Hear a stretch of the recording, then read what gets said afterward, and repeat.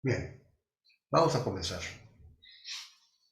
Estamos hablando de los mensajeros, las partículas mensajeras, que son las causantes de las fuerzas fundamentales de la naturaleza en la física de partículas.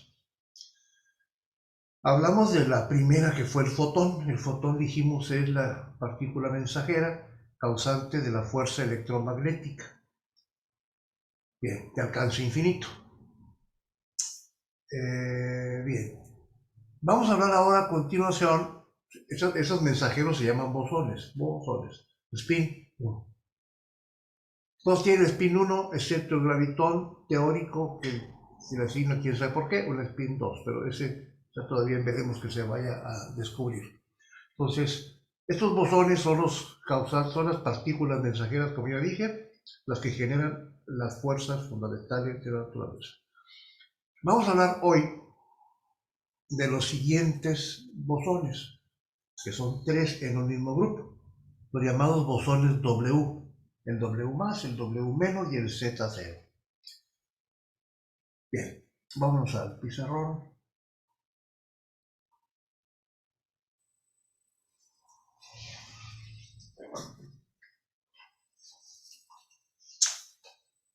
Los bosones W más, W más y W menos. Hay un Z cero que mencioné,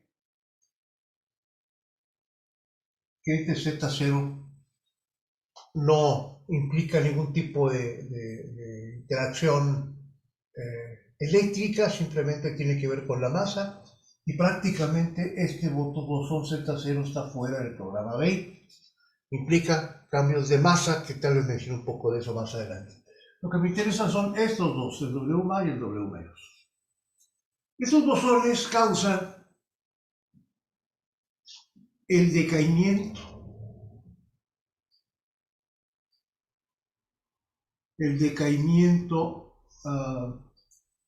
beta, el beta menos y el beta más, que no es más que la emisión de un electrón o un positrón, dependiendo del caso. Estas bosones W más, W menos, corresponden a los que generan las fuerzas que se llaman nucleares débiles. La fuerza nuclear débil es la causante del decaimiento. Vamos a explicar cómo lo hace. Una particularidad fundamental. Estos bosones son preguntas teóricas que pudiesen aparecer en la prueba 1. Causan cambio de sabor en los quarks. ¿Qué quiere decir eso? El sabor identifica el quark, el up, el down, el extraño y el... Todos ellos son 6. Si cambia el sabor, quiere decir que cambia el tipo de quark. Son los únicos bosones que tienen la posibilidad de modificar la identidad de los quarks, los cambian el sabor. Vamos a ver cómo ocurre eso. La desintegración beta negativa. Bueno, E negativa, es lo más común. Miren, vamos a considerar que tenemos el proceso. ¿Que cómo ocurre? Un neutrón, carga 0 masa 1, se descompone en un protón, carga 1 masa 1, más un electrón, carga menos 1 masa 0, más el consabido neutrino, antineutrino electrónico. Es la reacción. Es un neutrón que se descompone. Bien, vamos a dibujarlo de esta manera.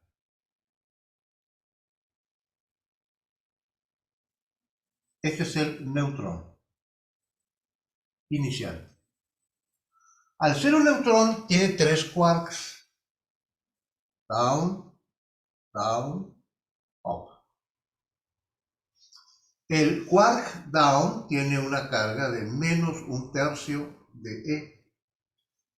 Y el up tiene una carga de más 2/3 de E. El bosón W-, que es el que participa aquí con esto, tiene una carga de menos E. ¿Por qué menos E? Porque es lo que genera justamente la partícula beta, que es el electrón libre que se va a generar a partir de la descomposición del neutrón. Esto se va a representar así. Miren, por acá ponemos el resultado. ¿Sí? Este es el original.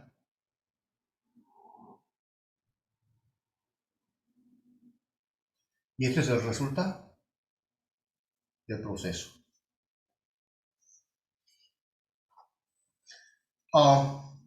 Se representa así. El down que tengo aquí no se modifica, permanece igual. Y el up que tengo acá no se modifica, permanece igual. El que va a cambiar es un down, que tiene carga menos 1/3. Esto lo voy a representar así, miren. Se modifica y va a cambiar, ahorita lo complementamos por allá, de la siguiente manera.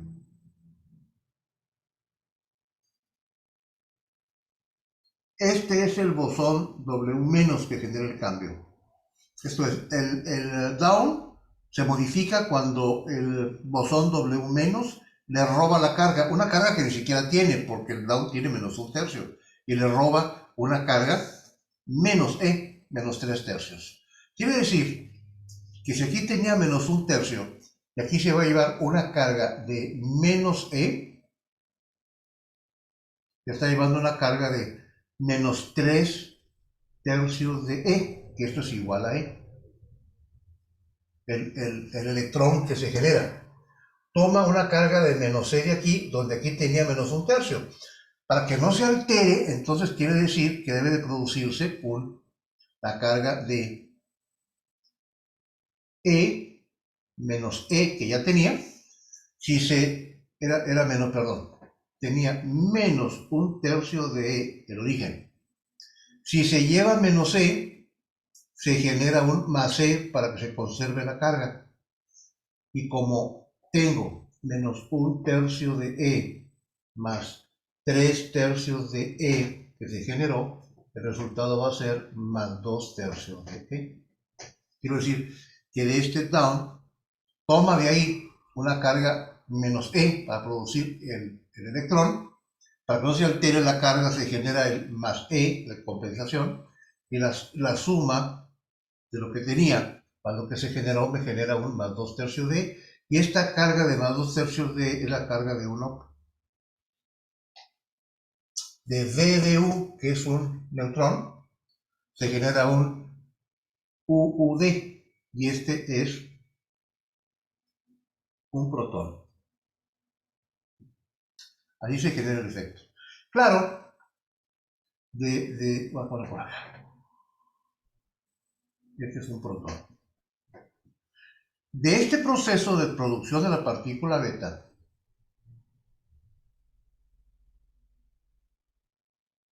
menos 3/3 de E, que se tomaron. De esta partícula beta que se generó, vamos a representarla así. Este es el E- que se produce. Pero también se produce el neutrino electrónico, que es un antineutrino, 0,0. A ver, ¿estamos bien? Tenía menos 1/3 de E, la carga del down, sale, se genera una carga más menos E, que son 3/3, para que se compense el menos 3/3, se genera un más 3/3 acá, y al sumarle más 2/3, lo que justifica que el down se convierte en un up. Esta manera de representar los procesos tiene un nombre muy particular, el procedimiento. Se llaman diagramas de Feynman, físico, premio Nobel americano. Él así lo dibujaba. No representa propiamente una trayectoria, representa lo que había al principio y lo que ocurrió después. Es la representación gráfica de los procesos de interacción con partículas elementales. Se dibujan, como está visto aquí, inclinadas las líneas. ¿Por qué? Porque horizontalmente se leen en cuanto al tiempo. El tiempo va a la derecha. Esto es lo que había y esto es lo que quedó. Entonces el procedimiento de representación tiene una tendencia en las líneas hacia la derecha, que indica que el tiempo está avanzando. ¿Cómo se genera, cómo se libera el bosón W-? Y más allá, cómo después este bosón W- se descompone, generando la partícula beta, que es el electronegativo, y el antineutrino. Un detalle más, que es muy importante. Las antipartículas, con el objeto de identificarlas, que son antipartículas, se representan con flechas invertidas, que nada tiene que ver con movimiento, es para identificarlos. Quiero decir, aquí se genera un electrón, bien, que no es una antipartícula, es el electrón. Pero el neutrino que se genera es una antipartícula, antineutrino. Por eso, muy importante, la flechita que se usa para dibujarla debe dibujarse así. No indica una dirección inversa ni mucho menos, es nada más para saber que es antipartícula. Los diagramas de Feynman, repito, son representaciones gráficas de los procesos, en cómo ocurren en el tiempo. Permite llevar una estadística de lo que está ocurriendo. Vamos a ver diagramas de Feynman muy sencillos como este. Muy sencillos, hay unos más complicados. Pero permiten, por ejemplo, representar interacciones en cadena. Cuando ocurre un suceso y después de él ocurre otro y otro y otro, se genera un árbol de interacción que es mucho para los alcances del programa del BEC. Pero básicamente eso es de lo que trata el diagrama de Feynman. Así se representa. Este es el diagrama correspondiente al proceso en el cual el bosón W-, ¿sí? Eso fue por el W-, genera la desintegración beta, que son la liberación de electrones a partir de los neutrones.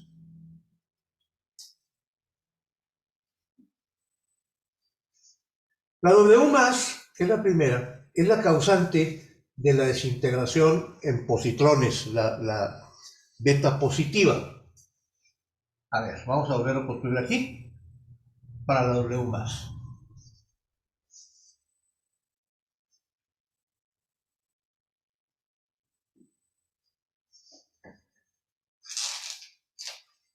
El decaimiento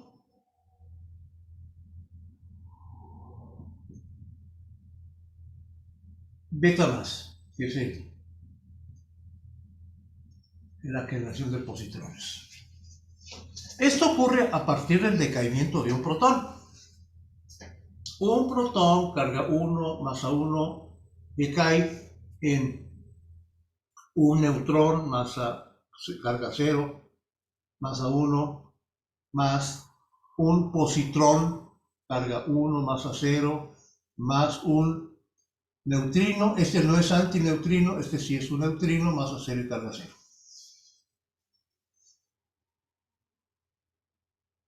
Entonces, aquí estamos hablando del decaimiento W+, el bosón W+. Con diagramas de Feynman, ¿cómo se representa esto? A ver.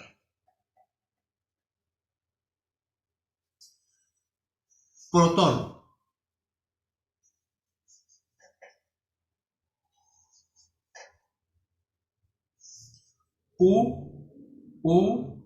D.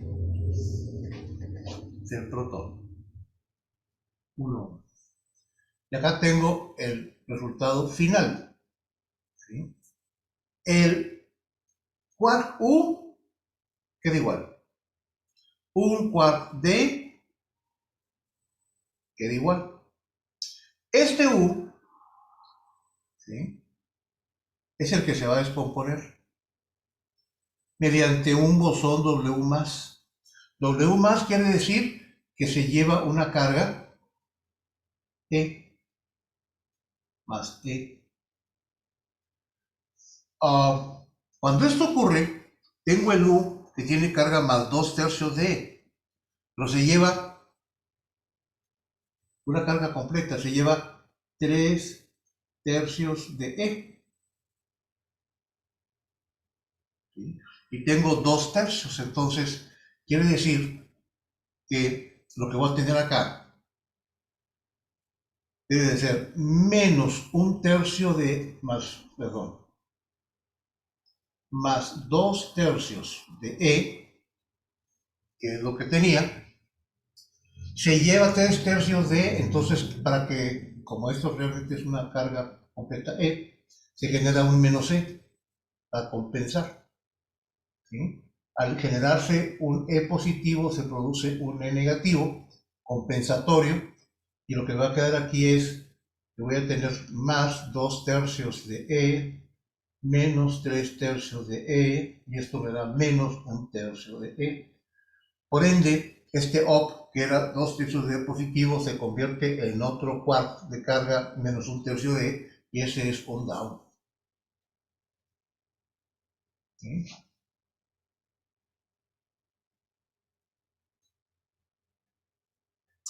De tal forma que la descomposición es tal que se produce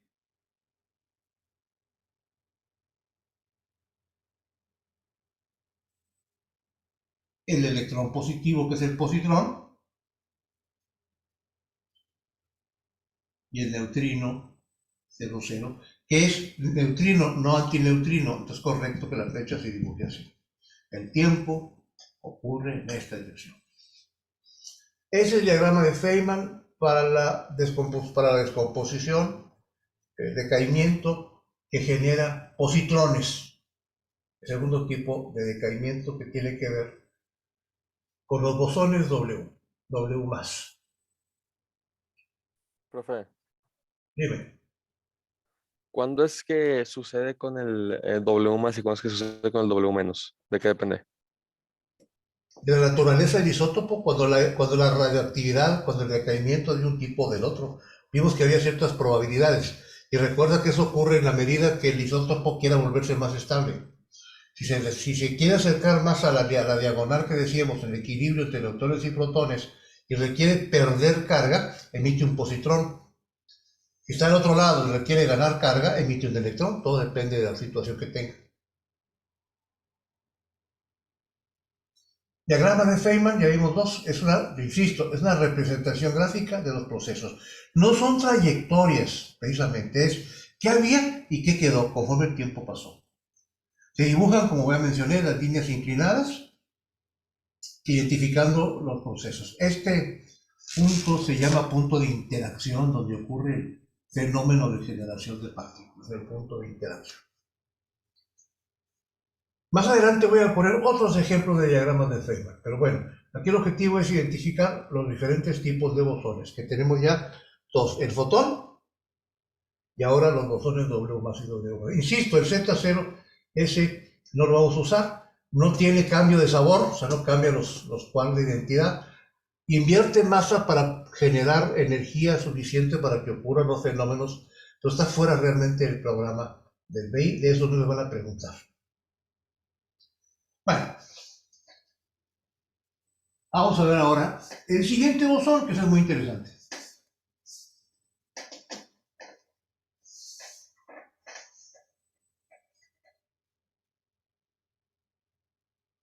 La fuerza nuclear débil tiene que ver con los bosones W+ y W-.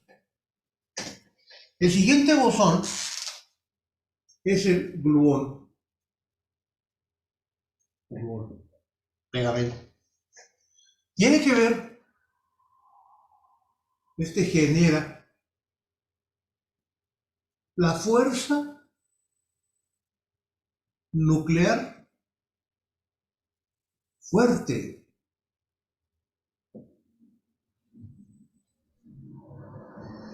Mantiene unidos a los quarks. Aquí quiero insistir, hay una posible confusión, el BI no lo marca y Sopos tampoco. Lo siguiente, si tengo por ejemplo un protón, dos U's y un D, lo mismo con el neutrón B de U. Los quarks están unidos, ¿de acuerdo?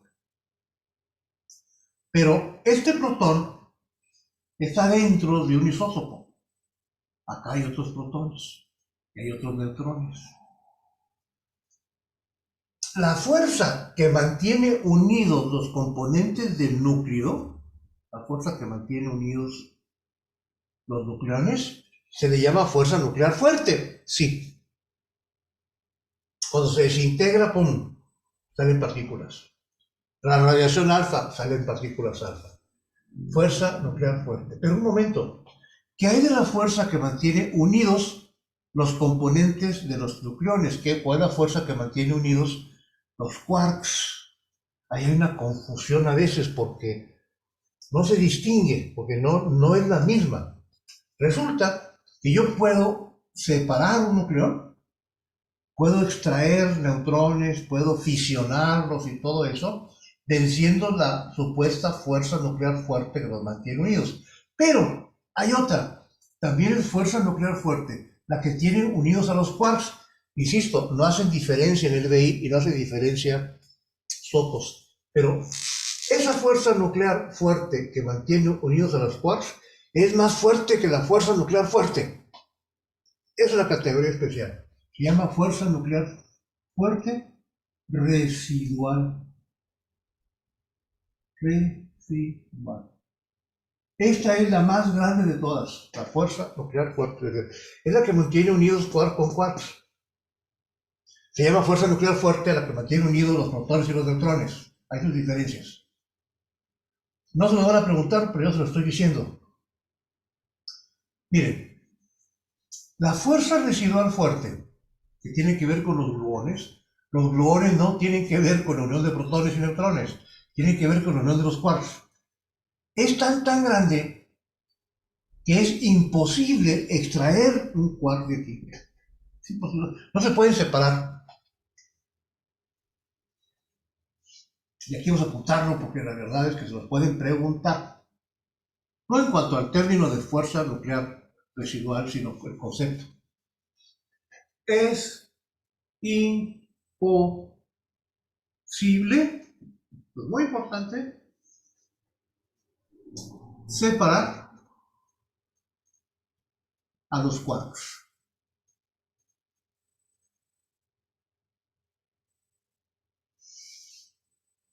No se puede aislar a los quarks.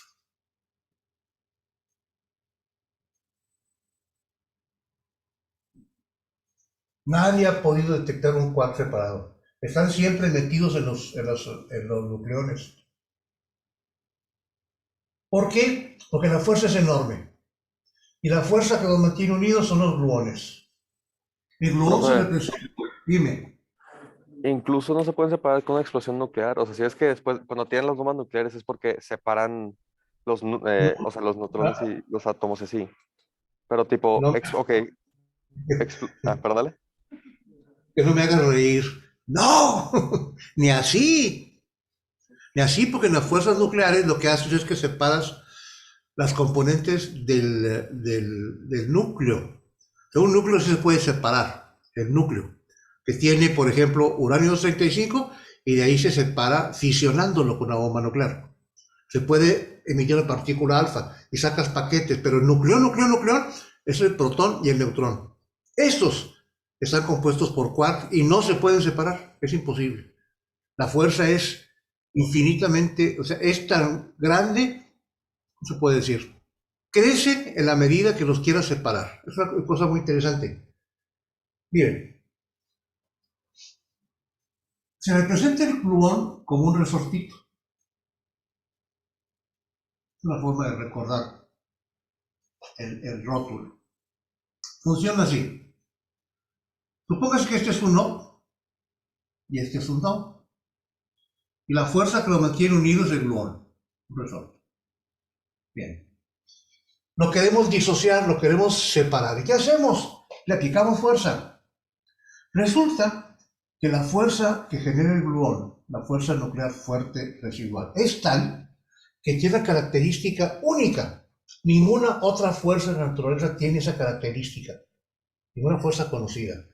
Resulta que entre más fuerza le apliquen para disociarlos, la fuerza del gluón crece. Ya sé, me pueden decir, si es un resorte, pues la ley de Hooke, ¿no? Al aumentar la X, aumenta la fuerza. Un resorte, entre más se va estirando, más fuerte se vuelve. Sí, pero aquí es algo mucho más que eso. Resulta que conforme el tipo resorte, que no es, pero bueno, es un modelo, conforme el resorte se va estirando, hagan de cuenta que la fuerza crece porque la constante elástica crece. O sea, el resorte se vuelve más duro por su constante elástica y no tiene un límite. Dicho de otra manera, si tengo los dos quarks con su gluón y los quieren separar, le aplican fuerza para separarlos y lo que va a ocurrir es que esos mismos quarks, el gluón que teníamos actuando, ahora son dos. Y le aplican más fuerza porque los quieren separar y aparece otro gluón más y ahora son tres.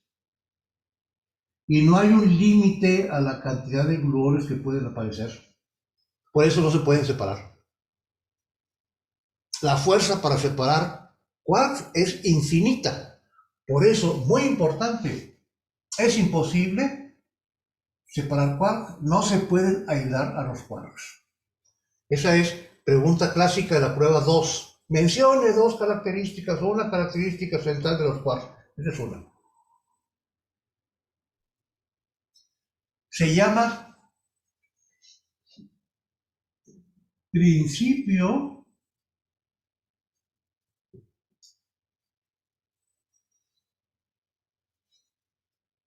de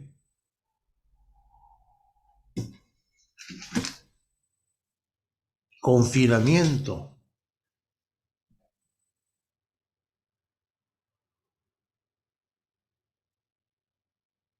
Tal vez la prueba 1. El principio de confinamiento, los cual dice que, inciso A, inciso B, inciso C, inciso D. El principio de confinamiento dice que no se pueden separar los quarks.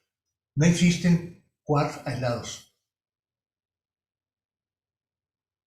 Y de acuerdo al modelo del libro de Wallace sobre los familia esa que se escondía y que eran muy tímidos, se asocia en el sentido de que, bueno, es que no se separan porque se esconden, se ocultan, no les gustan que los vean, y uno cubre al otro. Existen los quarks, sí, estos quarks están dentro de los nucleones, sí, pues no los puedo detectar porque se ocultan, se tapan, se tapan. Es imposible detectarlos, es imposible detectarlos porque es imposible separarlos. Eso. Bueno,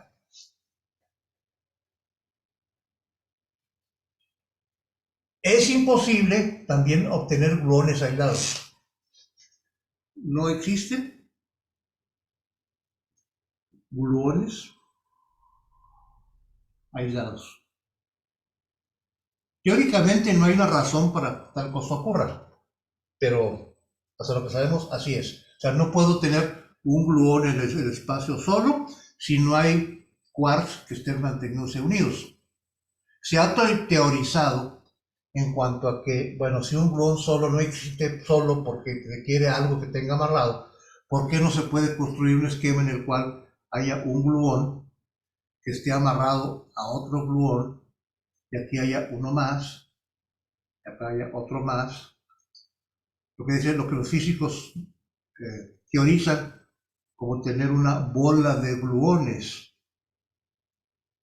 Pudiera ser que un gluón genera fuerza sobre otros. Tal vez, pero no se han detectado. Lo que creemos es que los gluones solos no existen. Existe un gluón cuando hay dos quarks. Y ese gluón produce la fuerza fuerte residual que los mantiene unidos. Esa fuerza es inmensa, no se puede separar. Bien. Ahora, hay otro principio muy importante.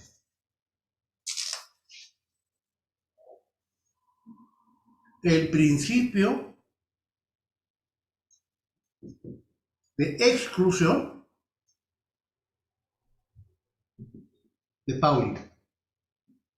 Lo hay para la química, aquí estamos hablando de la física de partículas. Principio de exclusión de Pauli. Apúntenlo ahí, lo voy a dictar. Es teoría muy importante, ¿eh? Principio de exclusión de Pauli. Es imposible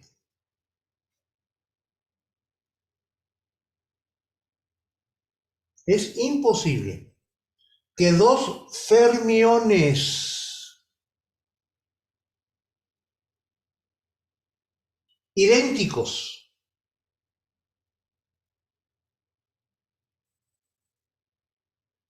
ocupen un mismo estado cuántico.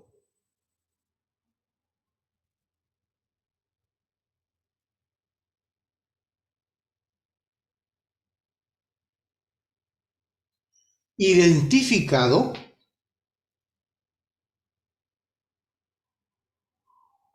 por idénticos números cuánticos.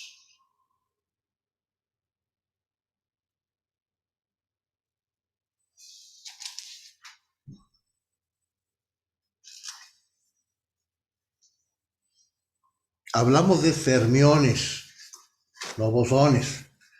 Los fermiones son aquellas partículas cuyo spin es igual a un medio. Los quarks son fermiones, los leptones son fermiones, los bariones, que son los protones, neutrones y otras cosas que tienen 3 quarks, son fermiones. Igual prácticamente todos son fermiones, tienen spin un medio. Dice este principio de Pauli, yo no puedo tener dos fermiones caracterizados por tener números cuánticos idénticos en la misma situación cuántica. Los números cuánticos. Hemos visto la carga y el spin. ¿Hasta ahorita?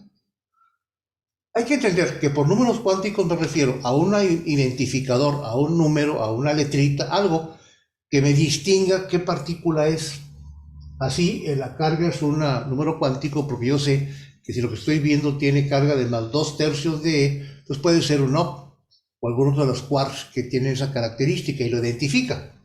Y el spin también, un medio, si es una partícula como los quarks o los bariones, corresponde con ese número que nos identifica.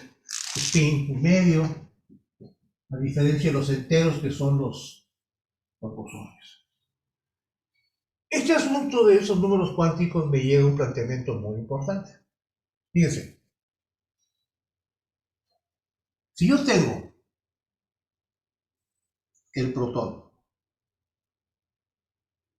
tiene D.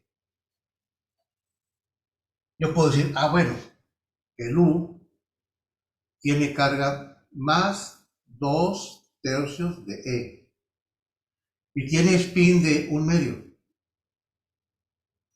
Ahí está el problema. Resulta que la partícula completa, que también tiene spin un medio, cae en conflicto, porque tengo dos U's, y cada una de estas U's tiene la misma carga y el mismo spin.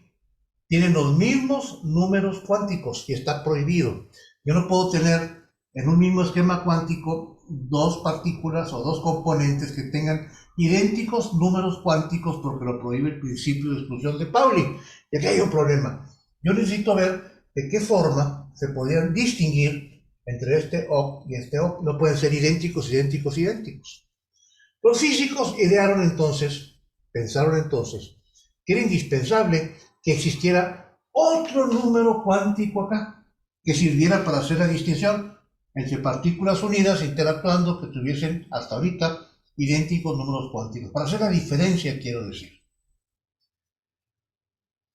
Resulta que un físico, Richard Feynman es de mis físicos favoritos, la verdad, era muy gracioso, muy ingenioso, premio Nobel, ideó el cómo podía hacer esto. Y lo que propuso fue que tal vez lo que está ocurriendo es que al tener los quarks, la fuerza que los mantiene unidos, el gluón, tenga un número cuántico también, un identificador. Y que resulte que si tengo, por ejemplo, uno aquí, uno acá, y acá tengo interactuando por ser parte de un paquete, otro O para acá, que resulte que este gluón contra este gluón tuviese un número diferente identificador y se generó el tercer número cuántico. El tercer número cuántico tiene que ver con el tipo de gluón, ¿sí? Y se le llama fuerza de color. Fuerza de color. Los gluones se caracterizan por tener números cuánticos de color. Ahí se llama color. ¿Y por qué de color? ¿Cómo se le ocurrió ese detallito a Richard Feynman? Porque pensó, bien, si tengo estos tres quarks interactuando y me están diciendo que se ocultan y no se ven, una forma de entenderlo es que la interacción que hay entre ellos, así,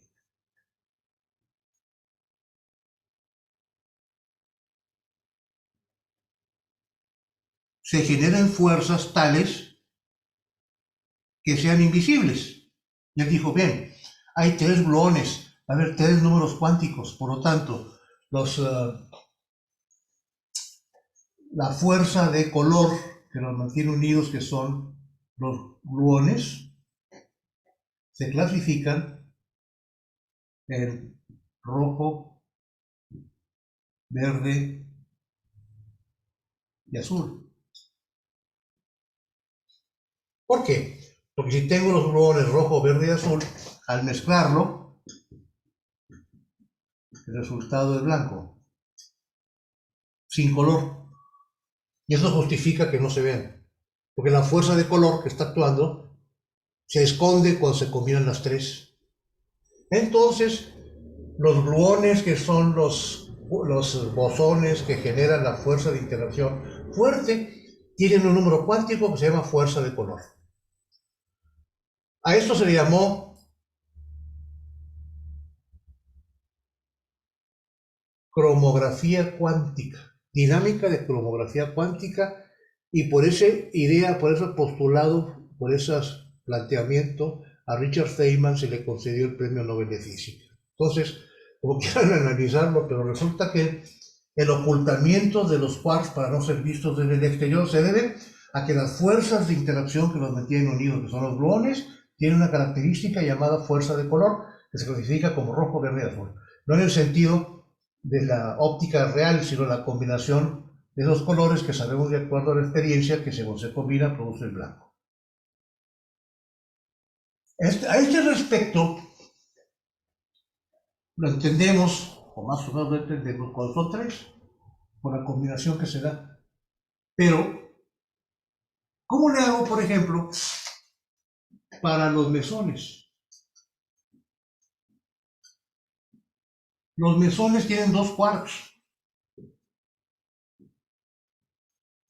no tienen tres. Entonces, ¿cómo le hago para combinarlos para que se escondan? Tengo el quark 1 y tengo el quark 2. Cada uno produce su gluón que mantiene unido con el otro. La respuesta es, para los mesones, que siempre es un antiquark,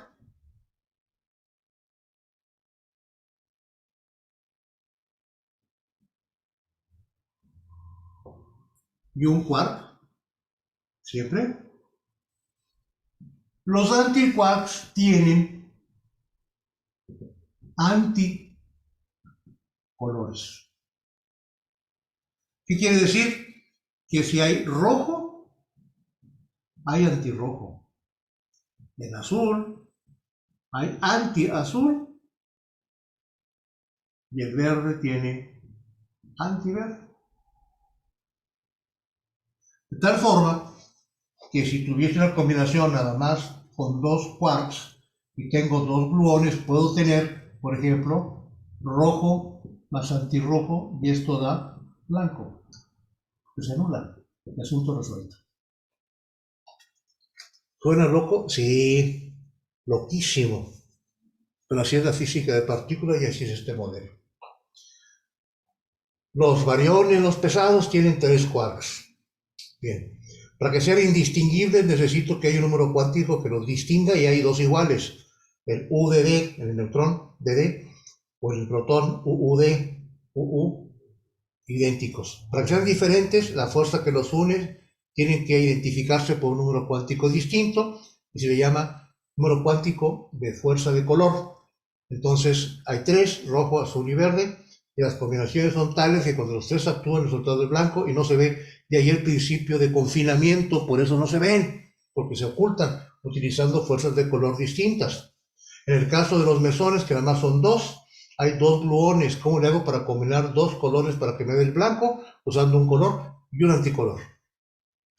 Profe, entonces blanco Hey, simplemente significa que no se ven. ausencia de color. Ausencia Ok, de color. Han preguntado en las pruebas del BI esto de una manera muy simple. La siguiente se presentan 2 quarks. El de arriba tiene una fuerza de color rojo. Identifique la segunda, pues antirrojo. Se acabó, ya me fregué los puntos. Está loquísimo, ya lo sé, ya lo sé. Pues les decía, la física empezó a perder la cordura, qué bárbaros. Pero el punto es que por ahí andamos, esa es la física de partículas. Siempre recuerdo una exalumna del BI que estudió, ya tiene 2 bebés, ahorita se casó, y se estudió ingeniería química. Y en sus clases decía el profesor, hay algo llamado física de partículas, diagrama de Feynman. Ustedes seguramente jamás han visto eso. Y digo, ya sí, yo lo vi. No es cierto, sí.